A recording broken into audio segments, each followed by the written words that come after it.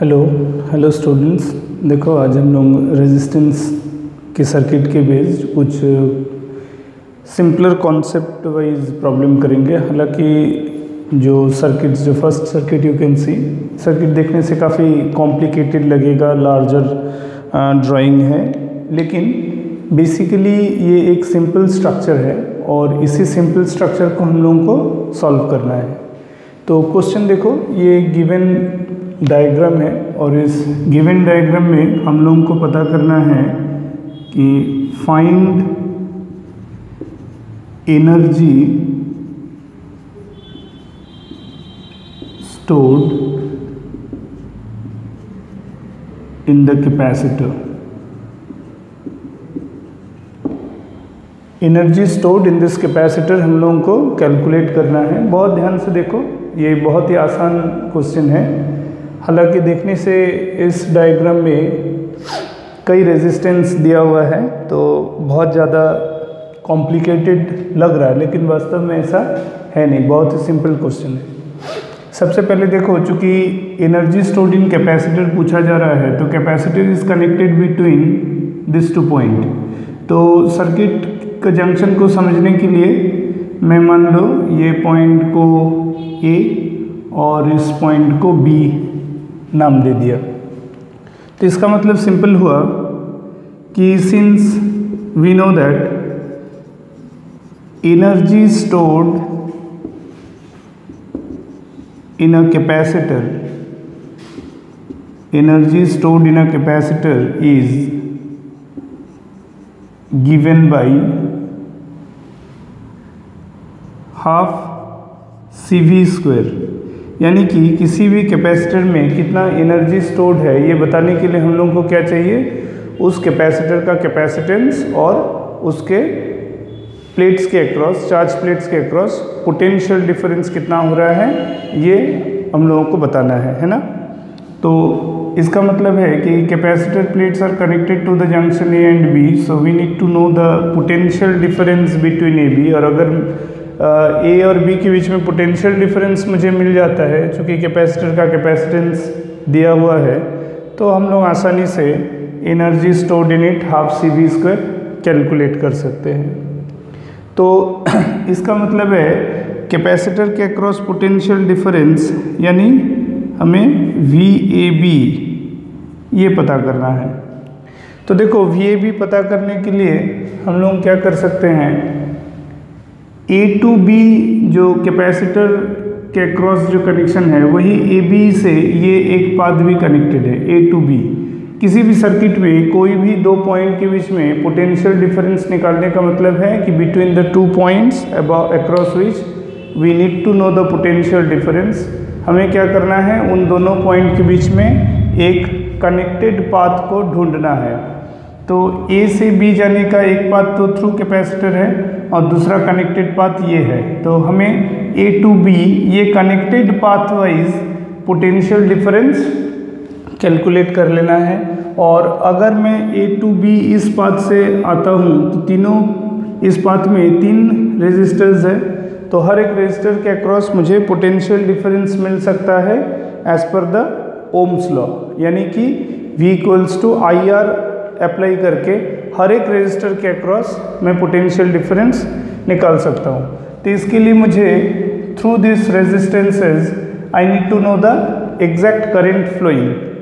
अब देखो सर्किट को ध्यान से देखो, ये जंक्शन ए पे हम लोग किरचॉफ्स फर्स्ट रूल लगाएंगे, that is through any junction the net inflow current is equal to the net outflow current. यानी कि जंक्शन ए पर एज पर डायग्राम इस ब्रांच से 2 एम्पियर करंट आया, इधर से देखो एज पर एरो, ये जो एरो दिखा रहा है 1 एम्पियर करंट आ रहा है। This is 1 ampere current coming this way, this is 2 ampere coming this way. So ये दोनों मिलके 3 एम्पियर यहाँ बनेगा। Since current can not pass through the capacitor at steady state, so the entire 3 ampere has to pass through this way. तो 3 ampere पहले 5 ohm से पास करेगा, then it is in series with 1 ohm. यहाँ से भी 3 एम्पियर का current pass होगा और यहाँ 3 एम्पियर आएगा इस तरह से। अब डिसाइड करना है कि इस जंक्शन से क्या वो 3 एम्पियर डिवाइड होगा या इस पाथ से भी करंट जाएगा। उसके लिए फर्दर फ्रॉम बी ऑनवर्ड्स अगर देखेंगे तो देखो फिर से उसी तरह बी में 2 इनफ्लो करंट है थ्रू 1 ओम 2 एम्पियर, इधर थ्रू 3 ओम 1 एम्पियर, तो फिर 2 + 1 यानी 3 एम्पियर का करंट यहाँ भी बन गया। तो यानी कि ऑल टुगेदर इधर से 3 एम्पियर, यहाँ 3 एम्पियर आके बेसिकली यहाँ 6 एम्पियर करंट जो है 4 ओम रेजिस्टर से सर्किट से बाहर चला जाएगा। तो ये हमारा ओपन ब्रांच हो गया एज पर द सर्किट। तो since I need to know the potential difference from A to B, तो ए से बी में पोटेंशियल डिफरेंस कैलकुलेट करने का मैं ये वाला पाथ एज्यूम कर रहा हूँ, ठीक है ना। तो इस पाथ में अगर मैं मूव करता हूँ तो current also moves in that way, so potential difference will be 3 × 5 across this resistance. Here it will be 3 × 1, but while moving to B through the last resistors, my movement will be against the currents, so it will be -3 × 2। Current के उल्टा जा रहे हैं तो potential difference negative हो जाएगा। तो ये हो गया, कैलकुलेट कर लो, 15 + 3 - 6 यानी 12 वोल्ट। तो 12 वोल्ट का एक्चुअल पोटेंशियल डिफरेंस बन रहा है बिटवीन ए एंड बी, है ना। यानी कि इस पाथ से अगर 12 वोल्ट का पोटेंशियल डिफरेंस बना ए से बी तक, यानी कि अक्रॉस कैपेसिटर जो पोटेंशियल डेवलप है वो 12 वोल्ट का है। So therefore energy stored in capacitor will be half into its capacitance 6 × 12 volt, यानी कि 36 माइक्रोजूल। 36 माइक्रोजूल का एनर्जी स्टोर्ड हो रहा है कैपेसिटर में due to 12 volt potential difference developed across its plate from the end A to the end B. और यही वजह से हम लोग यहाँ half CV², 12 × 12 sorry half CV² है, 36 × 12 इतना माइक्रोजूल CV² था, हमने ध्यान नहीं दिया, है ना। तो half CV² C × V × V। तो ये हो गया 36 × 12, सॉल्व कर लो तो कितना हो जाता है,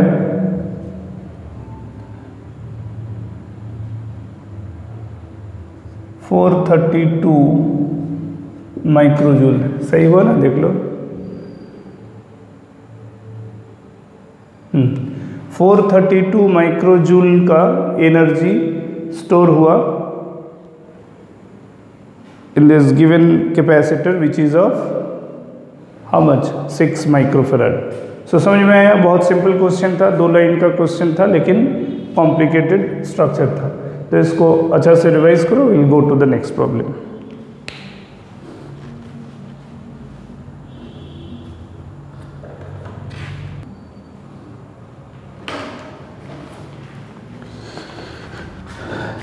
वेलकम बैक। देखो ये दूसरा क्वेश्चन है जो हम लोगों को सॉल्व करना है।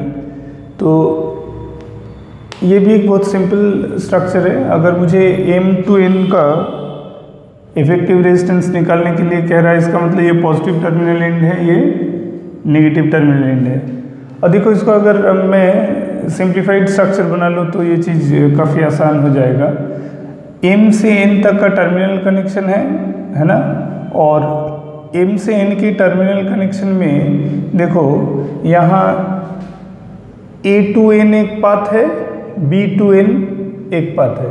तो अगर मैं M इस पॉइंट को आइडेंटिफाई करूँ और M2 मान लो ये रेजिस्टेंस A पे गया और फिर एक रेजिस्टेंस N पर गया, सिमिलरली M2 एक रेजिस्टेंस B पे होते हुए B से एक रेजिस्टेंस N पे गया। इसका मतलब मेरा ये ड्रॉ हो गया, ये ड्रॉ हो गया, ये ड्रॉ हो गया, ये चारों 4 ओम का है, ठीक है।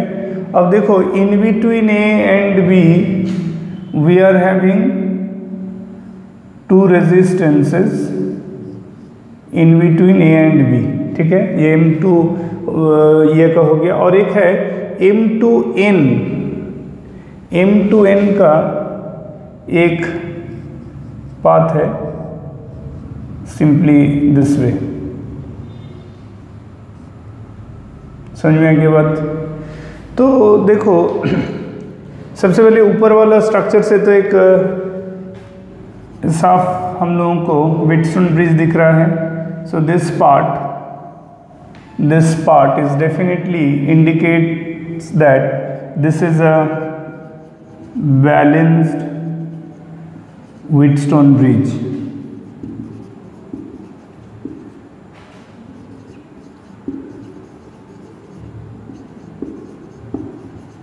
There is a balanced Wheatstone bridge network। तो Wheatstone bridge network में हम लोग क्या जानते हैं कि बीच में जो कनेक्टर है ये रेजिस्टेंस कम नहीं करेगा, क्योंकि potential difference, this implies that potential difference between A B is 0, that is potential at the point A must be equal to potential at the point B. यानी कि अल्टीमेटली m से n तक का मैं अगर एक्चुअल स्ट्रक्चर को देखूं तो M2N में ये वाला बंच डिस्कनेक्ट हो गया। तो ऊपर से देखो, ऊपर से 4 और 4 का सीरीज यानी 8, ये वाला 4 and 4 का सीरीज यानी 8, और नीचे 2 and 2 का सीरीज यानी 4। तो अल्टीमेटली RMN जो हो गया, RMN हो गया 2 ओम, है ना। ये 8 और 8 का पैरेलल हो जाएगा हाफ, दैट इज 4, एंड फिर 4 और 4 का हाफ पैरेलल, दैट इज 2। तो अल्टीमेटली RMN जो है the effective resistance between M and N is just 2 ohm only. So note it down.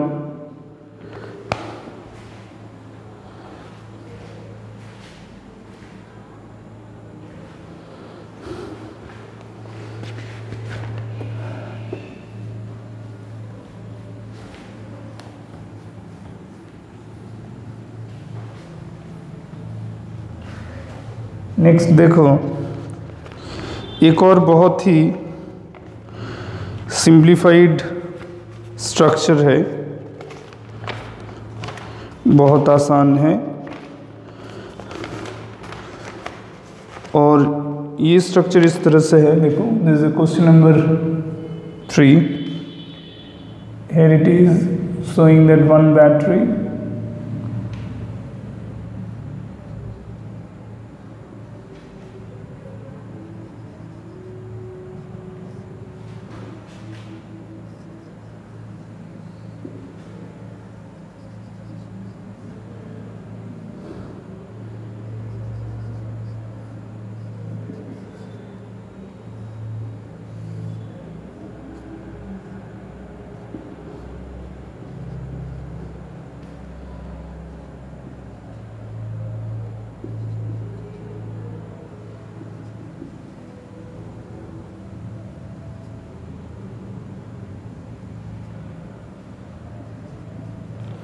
देखो ये एक नेटवर्क है और इसमें हमें पूछा है कि फाइंड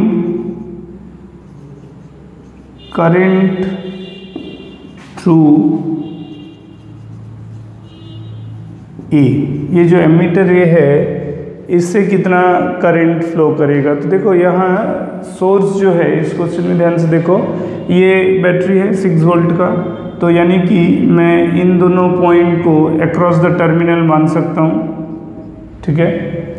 अगर ये दोनों पॉइंट अक्रॉस द टर्मिनल है, ये अगर n है तो ऑब्वियसली ये भी n है, ये भी n है, और बीच में मैं यहाँ इन दोनों को जंक्शंस A एंड B कह सकता हूँ। तो देखो M2N है टर्मिनल कनेक्शन और M2N ये है external part of the circuit. So again thing is very simple that from M you can see one 4 ohm resistance takes it to A, one 6 ohm resistance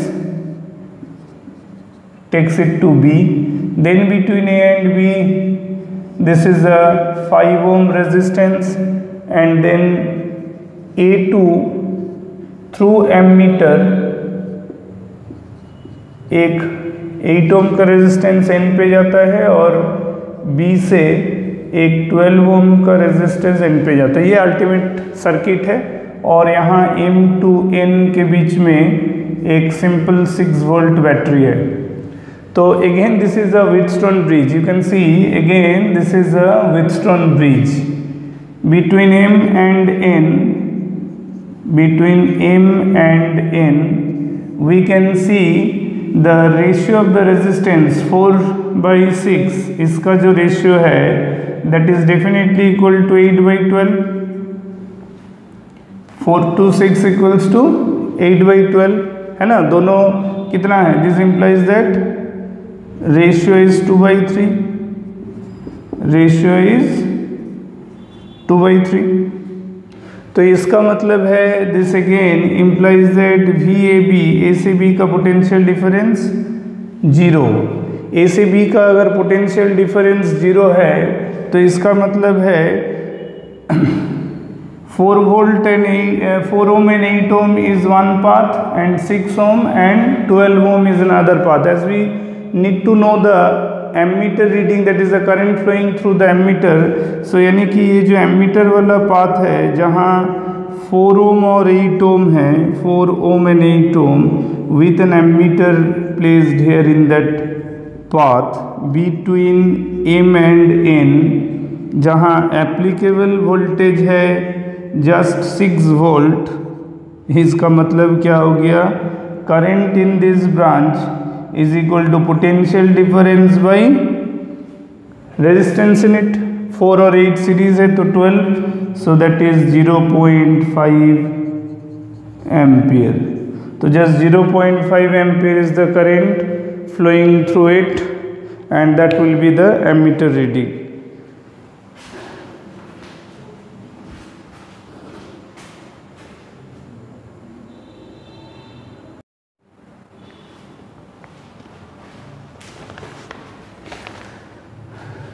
देखो next question है, मुझे M और N के बीच में effective resistance निकालना है। हमने last 2 question balance Wheatstone bridge के ऊपर किया। अब ये वाला क्वेश्चन जो है जस्ट व्हीटस्टोन ब्रिज से हट के है, ये अनबैलेंस्ड व्हीटस्टोन ब्रिज है। मुझे चूँकि M to N में इफेक्टिव रेजिस्टेंस निकालना है और ये दोनों जंक्शन को अगर मैं A और B नेमिंग करूँ तो देखो M to N जाने में जो रेजिस्टेंस नेटवर्क है वो कैसे है, M to A में रेजिस्टेंस R, जबकि M to B में 2R, because R and R series. Then there is one resistance between A and B that is of R, और फिर उसी इधर A to N 2R हो गया और इधर B to N इज R। सो यानी कि देखो ये opposite to the Wheatstone bridge है। व्हीटस्टोन ब्रिज में क्या रेशियो है, this by this equal to this by this होने से ये जीरो पोटेंशियल ड्रॉप का पाथ बन जाता है और हम लोग इसको ओमिट कर देते हैं। तो यहाँ ऐसा नहीं है, इसीलिए यहाँ क्या होगा, अगर मैं I करंट एज्यूम करता हूँ और वो अगर I1 और I2 में स्प्लिट करेगा तो इसका जो रेशियो है जस्ट उसका ऑपोजिट रेशियो इधर है, यानी कि करंट भी उलट जाएगा, इधर I2 इधर I1 हो जाएगा। ये स्पेशल केस है जब अनबैलेंस्ड व्हीटस्टोन ब्रिज में रेशियो जस्ट ऑपोजिट होता है on either side of the common branch. तब क्या होता है, करंट का जो एज्यूम्ड डिस्ट्रीब्यूशन फर्स्ट पार्ट में होता है, सेकेंड पार्ट में वो जस्ट उलट जाता है। I1 is to I2 अगर इसमें है I1 to I2 तो वही इधर अब I2 to I1 हो जाएगा। तो जंक्शन रूल के हिसाब से अब A to B में करंट का फ्लो रहेगा। तो हमने एज्यूम कर लिया कि जो I1 आया वही स्प्लिट होकर इधर, अगर इधर I2 है तो rest part is I1 minus I2। ठीक है, अब इसमें पांचों रेजिस्टेंस कम में आएगा, पांचों रेजिस्टेंस में पोटेंशियल डिफरेंस काउंट होगा।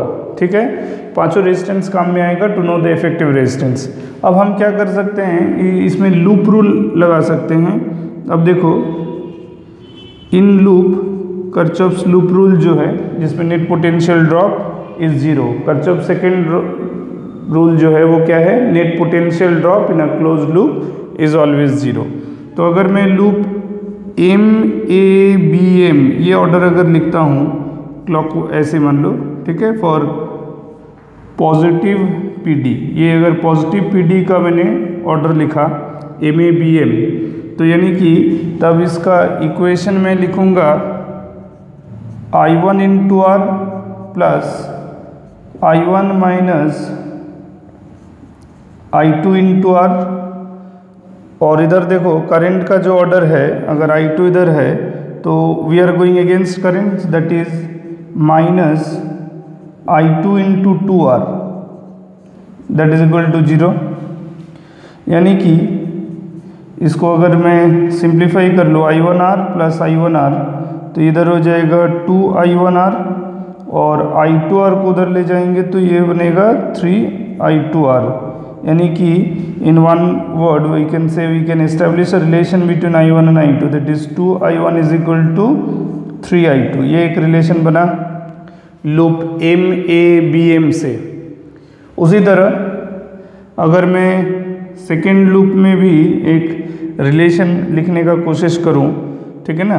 अच्छा, अब I1 I2 का जब रिलेशन आ गया तो इसका मतलब मैं टोटल करंट को I कह रहा हूं, तो अब मैं लिख सकता हूं since I is equal to I1 plus I2, तो in terms of I1 I can write down this I2 को अगर मैं इन टर्म ऑफ I1 लिखना चाहूँ तो लिख सकता हूँ ना 2/3 ऑफ I1।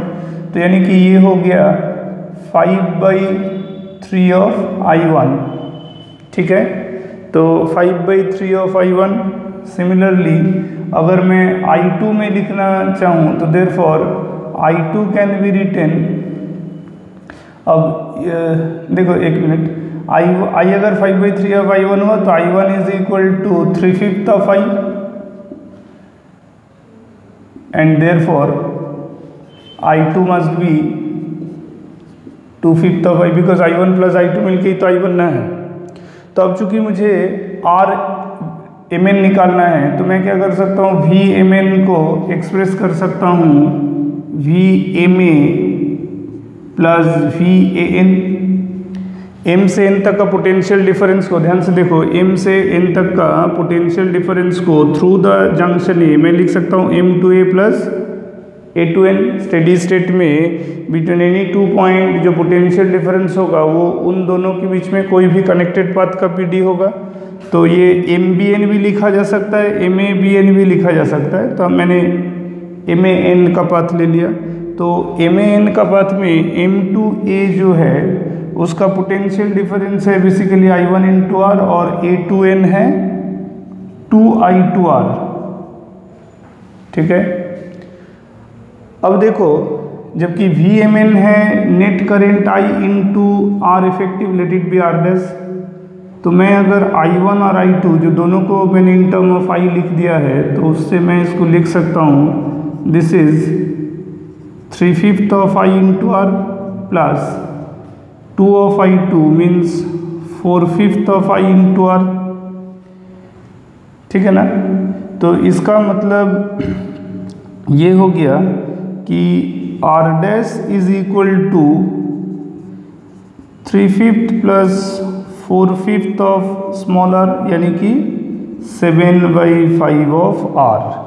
तो R डैश इन इफेक्टिव रेजिस्टेंस हो गया between M and N, M से N तक का इफेक्टिव रेजिस्टेंस हमारा निकल गया कितना, 7/5 ऑफ R। तो हमने आज कोशिश किया कि छोटा छोटा सर्किट जो है उस पर ज़्यादा बात किया जाए, जो कि JEE मेन और नीट के लिए काफ़ी हेल्पफुल है, काफ़ी इफेक्टिव है। In fact this base will work a lot for solving the JEE advanced level problem also. Later on in our next videos we will see that how we can develop or how we can use this concept for doing the little bit of complex circuits which are the probable structures which are asked for JEE advanced level. So far as the JEE main और NEET के लिए हम लोगों को इस level का questions आना चाहिए और काफ़ी स्मूथली आना चाहिए। हर कॉन्सेप्ट जैसे हमने कहा सर्किट्स को रीड्रॉ करते हुए आपको सॉल्व करना है। तो यही कहना चाहेंगे कि आप सभी वीडियोस को बहुत केयरफुली देखिए, बहुत स्टडीली पढ़िए। इस वीडियोस के अकॉर्डिंग आप जो भी सीख रहे हो उस पर आप काफ़ी प्रैक्टिस कीजिए, अपने वैरायटी ऑफ मटेरियल्स से प्रैक्टिस कीजिए, है ना। तो तभी जाकर है एक huge number of problems practice can only help you to reach to that level of solving like getting confidence for cracking JEE main or JEE advanced or NEET is concerned. So we'll continue the problem solving practices in our next videos also. So before that I'd like to say that practice a lot at home, refer these videos, learn textbooks as well, and importantly discuss with others whatever you learn through this videos. Okay, तो इसको ज़रूर share करो अपने group में, अपने दोस्तों के बीच में, and definitely subscribe the channel so that you can get always best contents from this channel. Okay, thank you.